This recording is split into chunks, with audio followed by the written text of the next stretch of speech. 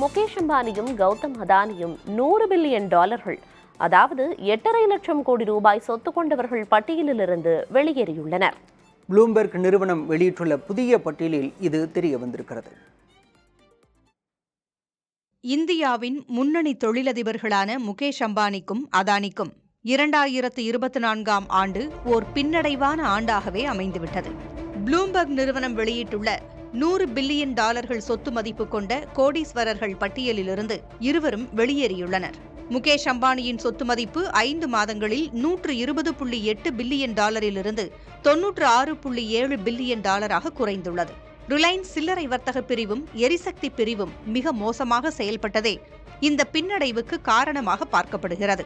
ரிலையன்ஸின் கடன் அதிகரிப்பும் அந்நிறுவன பங்கு மதிப்பு சரிய காரணமாக அமைந்தது. மறுபுறம் கௌதம் அதானியின் சொத்து மதிப்பு 6 மாதங்களில் $122.3 பில்லியன் இருந்து $82.1 பில்லியன் குறைந்துள்ளது. பங்கு விலைகளை செயற்கையாக அதிகரித்து காட்டியதாக ஹிண்டன்பர்க் நிறுவனம் கூறிய குற்றச்சாட்டும், முறைகேடாக முதலீடு திரட்டிய புகாரில் அமெரிக்காவில் சுமத்தப்பட்ட குற்றச்சாட்டும் அதானியின் சொத்து மதிப்பு சரிய காரணமாக கூறப்படுகிறது.